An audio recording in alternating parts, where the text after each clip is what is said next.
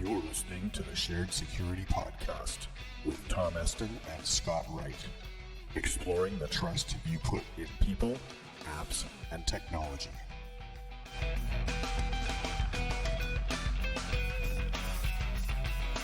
Hosted by Scott Wright, the Streetwise Security Coach, and Tom Eston, Penetration Tester and Ethical Hacker. And sponsored by Security Perspectives, your source for tailored security awareness training and assessment solutions. We bring you stories, advice, and tips to help you make better risk decisions because nobody else can make them for you. Episode 69. Get ready to leave out some milk and cookies for the new Amazon couriers. Soon they'll be letting themselves into your house. Hello and welcome to the Shared Security Podcast. I'm Scott Wright and I'm here with Tom Eston, and I'm going to ask Tom to do the intro today. That sounds good. How are you doing, Scott? How are things up in beautiful northern Canada? Well, I'm in the southern part of Canada today. Oh, sorry. Usually I'm in the north, but yeah, no. The deep south of Canada. How's the that? deep south, Is that better? yes. Yeah, that's good. We all speak with a southern accent down here. Yes. But that's right. yeah, no, it's actually we've had a great weather. Can't complain. So yeah. But don't worry, I'll start complaining soon. I'm sure it's coming. Oh. But yeah, winter is coming. It is coming. We like to say. Yeah, that's right. But today is October 25th. Yeah. And it's our 69th episode. That's right. That's right. So. And we've got a few topics we're going to cover today, some hot topics. In fact, one of them is so hot, it's hot off the press, so to speak, something that just happened today. So we'll talk about Amazon Key, which is a new, of course, I think Amazon calls it innovation, and we may call it a security privacy nightmare. So we will talk more about that. And then we're going to cover just really quick some of the recent security vulnerabilities and exploits that have been making the rounds in the news. One of them is called the KRACK attack. This is where crack is whack, right? Yeah. Which exploits Wi-Fi. So everybody uses Wi-Fi and everybody uses a security encryption protocol called WPA2.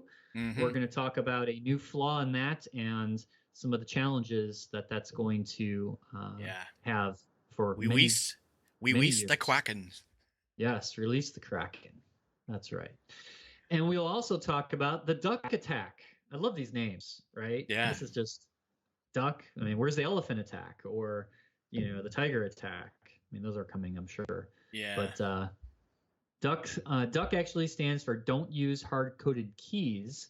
So we'll explain a little bit of what that means and what this may impact. As if that wasn't obvious, but yeah, okay. That's right. That's right. And then we'll finish up talking about an attack that we've discussed in the past of how people can use certain devices to steal cars. Now that there's some researchers that have actually made stealing cars by cloning those key fobs that you use to open your car door much, much easier and at a greater distance. And of course, a lot cheaper with the article here states that they could make devices for about $11 to steal modern cars. So we'll talk a little bit about that. Yeah. Awesome. As long as it's not your car, Scott. Yeah. Well, I mean, I got an old car. No one wants that? All right. Yeah. So, all right. Well, what do we say before we jump into this stuff?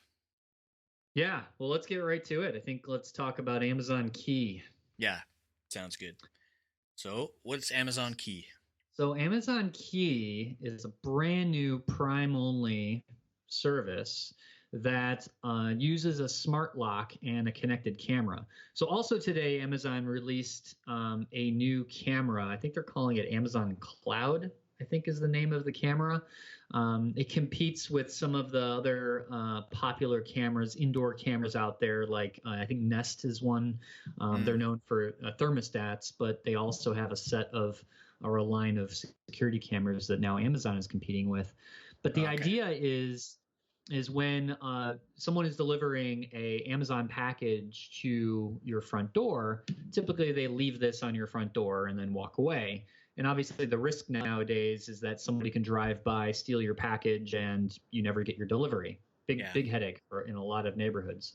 So the idea is that what if the courier can scan a code on the package, which instantly notifies Amazon's cloud, and then automatically turns on the camera to start recording that may be in your front door or inside the house, pointing at the door, and it unlocks your door automatically to allow the delivery service to open the door, place the package in the door, and then lock your door and close the door, locking it, and then going on to their next delivery. After that's been made, you get an email or a text notification, not really sure how that works, but with a video of the drop off to basically reassure you that, the guy delivering the package didn't rummage through your house and steal stuff and all that kind of thing. It's gonna be like Ocean's 11, where they have a static picture in front of the camera showing a picture of an empty room, and the guy goes around and steals all your stuff. But you kind of have an idea, at least, if it disappears that day. Exactly. So, other uses, if you've heard of Airbnb, where people can rent out their house or their apartments, to, visitors that pay to do that, you could use that to either remotely open, or have them open a door by putting in, a code or something on an app and, providing that kind of remote unlock feature.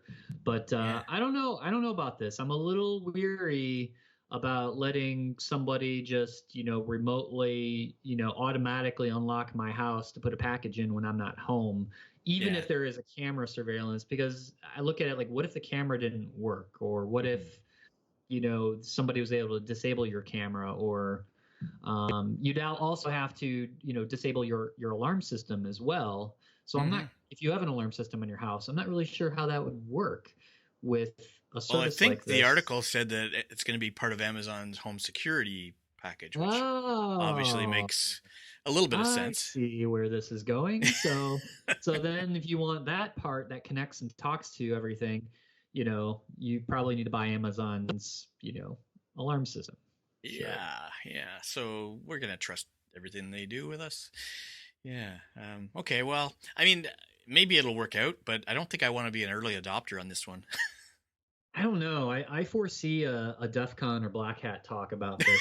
I was just thinking, like, okay, what is the first thing the attackers or the researchers are going to try to break in this scheme? Yeah, it's going to be interesting. But well, we already heard, like, even in our last episode, wasn't it, or a couple episodes ago, where some smart lock update failed, right? Yes. And it affected the guys like the Airbnb guys that were trying to rent out their places, and the lock didn't work. So, lost revenues. So yeah, it's kind of it could be a big deal. So, depending on how this takes off and it's adopted and how it's used and abused, right, will really, foretell the future. But I could see, I saw a few people on social media talking about that this is ideal for their house situation, like where they have like a foyer, or that's locked and secured from the rest of the house, or like a patio, like a backdoor patio as an example, where maybe it just unlocks the patio door, but not letting you into the entire house. So it's not as vulnerable as you might imagine. And I guess it also makes sense in other areas where, as you said, the current risk of things being dropped off, it could be much higher, right? Where you're in an apartment building that is huge and lots of people have access. Walking around could pick up your stuff or whatever. I don't know. Maybe there's other use cases, but in general, I'm sure that it'll work well for some when it works. But I guess the question is, how well will it work? Seems to be we're getting more complex now, right? Where it has to coordinate with the cam and the security system and the Wi-Fi door lock too. And the Wi-Fi. What if, there's a power outage and you go to have a package delivered, and I guess they just leave it at your door, and if your Wi-Fi is all messed up, I don't know. Well, you know what's going to happen eventually when they get to critical mass, all those smart door locks will just be mobile data enabled instead of through your own Wi-Fi. But And still, that may be the case with this smart lock from Amazon. I'm not sure. I haven't researched the details because this is literally like I just got this yeah, across doesn't the the wire. Kindle do that? Some of the Kindles I thought Yeah, the Kindle does had it. their own. Well, I mean, any tablet you can get with mobile Built-in data now. So, yeah. 3G, 4G. Yeah, you can get all that now with mobile, but that's interesting. So we will see, and Mhm. I will pay close attention to see how hackers are going to try to break that one. Yeah, absolutely. Well, we'll wait for your talk. Yeah. All right. And so, well, we all heard about the crack attack Oh, this week, right? Or last yeah. week. Yeah, this is a pretty serious issue. So WPA2 is basically the Wi-Fi standard for encryption in the industry. This is what we as security professionals have recommended. That we set up with our home routers, with enterprise grade wireless networks, and so on. This attack, and just to simplify it as much as possible, because it is definitely a complicated, very technical type of attack. So I don't want to go into the nitty gritty details, but essentially what they did was these researchers found a flaw, which essentially is a key reinstallation attack, or what they call a KRACK attack. And essentially, they found a vulnerability which will allow an attacker to become a man in the middle, if you will, where you can decrypt, and you're essentially forcing the network to force that connection back to you as the attacker, and then you can decrypt or attempt to decrypt that information that comes across the wire. So it's not a issue in particular with your router that you have at your house, your cable Mm-hmm. modem router or what have you. It's an issue with the client, because with this attack, you're actually attacking somebody's iPhone or somebody's laptop, or Mm-hmm. any of the devices, even your internet connected cameras, or all those things are vulnerable now that use WPA2, which, like I said, is the standard that all of these devices are using. Yeah. Yeah, it's kind of scary how, we have faith in some protocol or standard until we don't. Like Yeah. WPA2, a lot of people thought was, pretty good, and we've all recommended it as being, the state of Yeah. the art for security, and then all of a sudden somebody finds a weakness in it, and it's Yep. not anymore. So one of the things that make this attack interesting is that it still relies on ways that you still have to find a way to either decrypt HTTPS traffic, or you need to find a way to bypass that. So we may have talked about a tool back in the day on the show called SSL Strip, Yep. which is a tool by a guy named Moxie Marlinspike, who created the tool, and it basically allows an attacker to downgrade the version of HTTPS or the SSL down to HTTP by looking for, basically insecure implementations of SSL Right. that sites are using.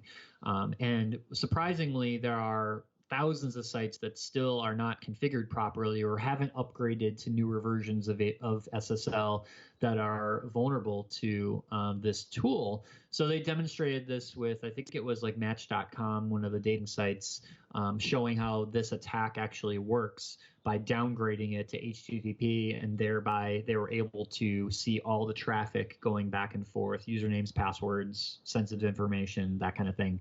Mm-hmm. Fairly simple. But I did want to just state that you do require some additional tools to actually decrypt the information, because once you have, that's WPA2 is just one layer of encryption, right? Mm-hmm. That's protecting the transport over a wireless network, but you still have to go through another layer of getting to the HTTPS. So one of Right. their recommendations is, making sure that you're connecting to sites that have, good SSL security.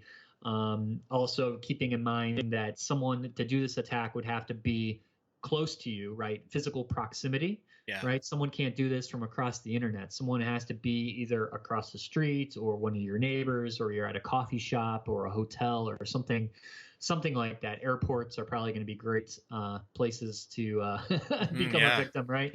Yeah. But the other concern that I have is a big one is all of these internet connected devices, the Internet of Things, right, which we constantly talk about. A lot of these devices will never be updated, right? Yeah. Because they're cheaply made and they never have an update process. So if they use WPA2 now, they may never be updated. Same thing with older Android devices that Google has just stopped supporting. They'll never be updated, and people still use these devices. So it's a pretty difficult problem to patch. Yeah, exactly. And what's more, they might use the same key hard-coded within their IoT devices. That's right. Segue. That's right. Are you speaking of the DUHK attack? I'm right? Speaking of the ducks, yes. Yes. So the other attack that's been making the news is the DUHK attack, which stands for Don't Use Hard-Coded Keys. It's a crypto attack that could enable attackers to obtain what they call secret keys from VPNs or virtual private networks, which we've talked about in previous shows. Web browsing sessions, anything using essentially this thing called ANSI X 9.31, which is a random number generator.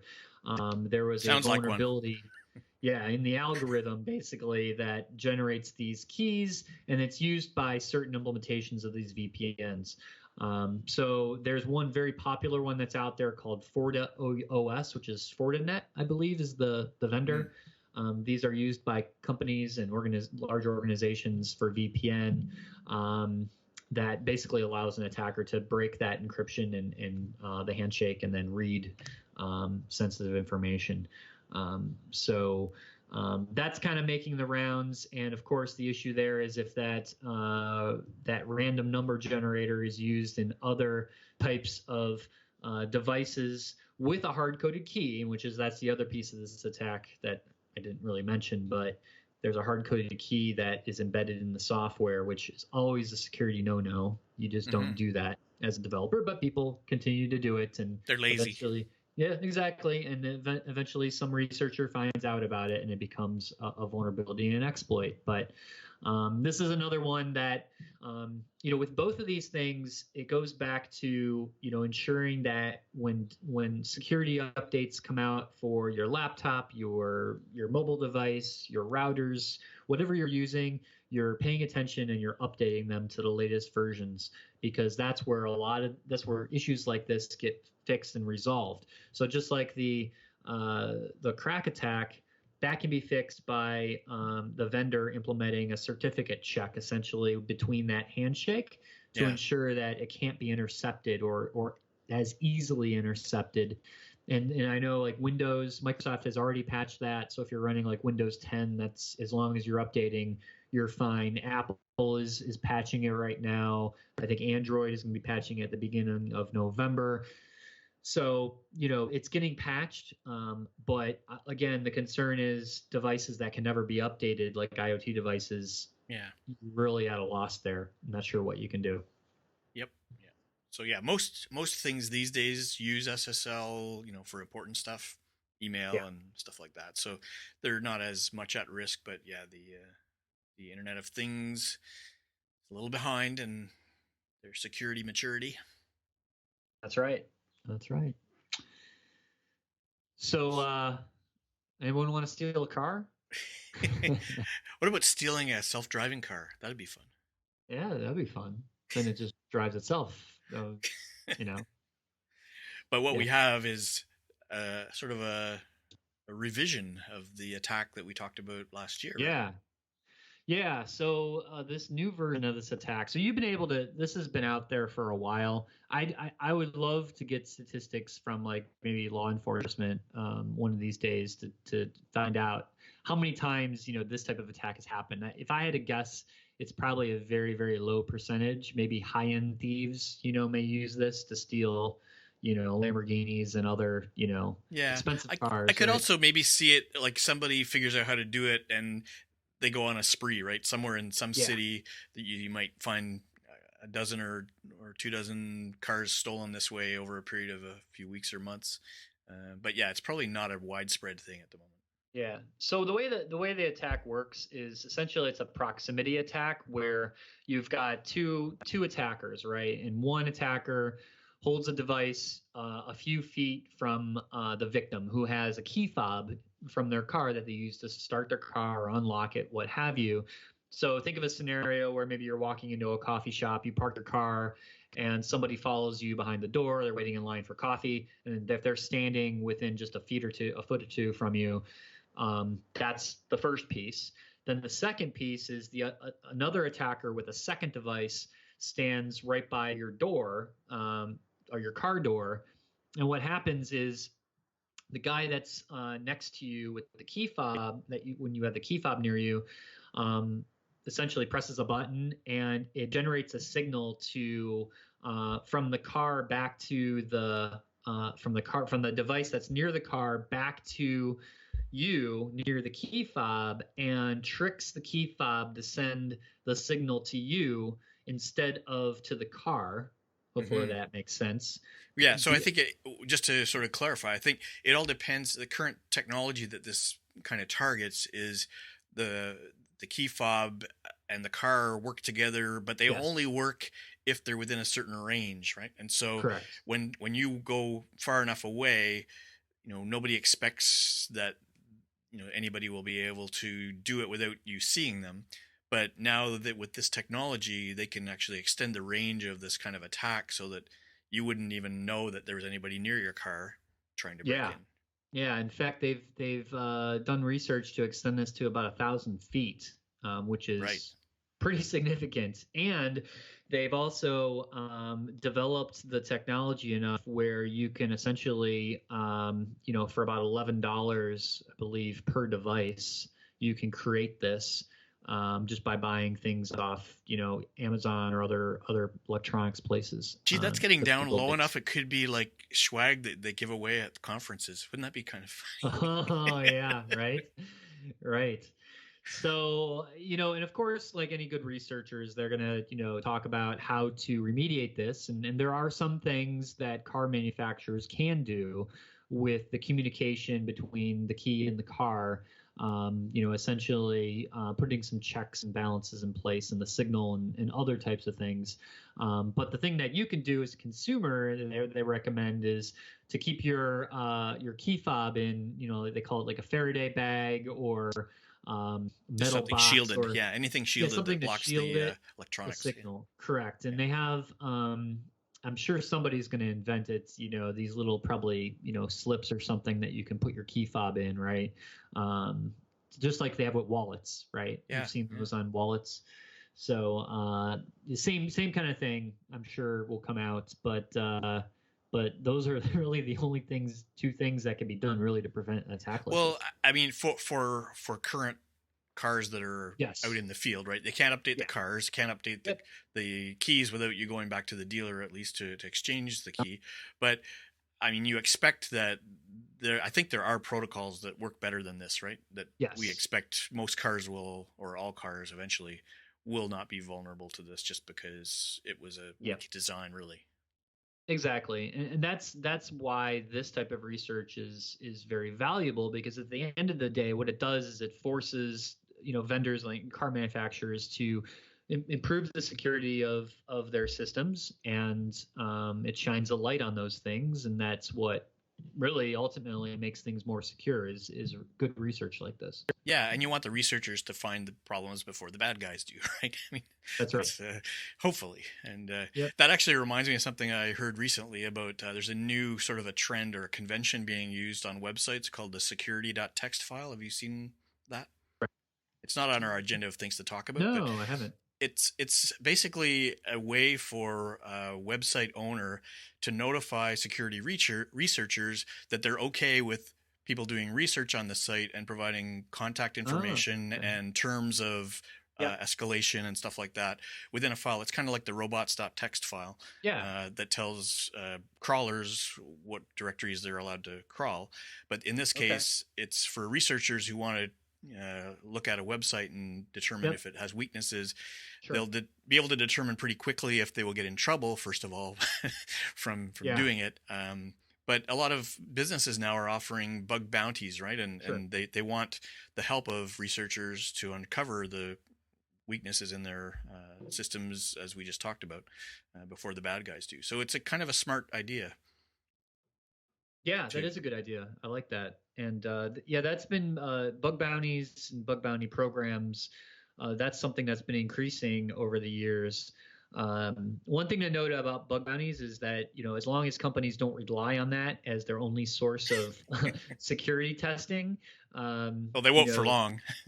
Right. It actually is a very good for a mature company that has a good security program. Adding a bug bounty program is actually a very good thing to do, because it definitely helps fill in some gaps, so to speak. But yeah, it will definitely it is an interesting topic and is definitely something that's been increasing. Mm-hmm. Yeah. So, anyways, just thought I'd throw that in there because you reminded me of that. But, anyways, I think does that cover all of our topics for today? I think it does. I think it does. It was a short one, but a good one. Yeah. So, and maybe in a couple of weeks we'll have another special guest. Yeah, we have we'll have two special guests. I don't know if you can talk about one of them, but well, let's not. First of all, let's not spill the beans, and second of all, you never know what might happen that could fall through. So we'll just keep people hanging and say, we got a couple of special guests possibly in the next month or so. That's great. Yeah, and if any of our listeners have any feedback about our guests or have ideas for guests, please send them our way, because I think it's been fun recently just having some good guests and some good conversations. So hoping to continue that. Yes. Excellent. Well, thanks very much, Tom. And as always, thank everybody for listening in.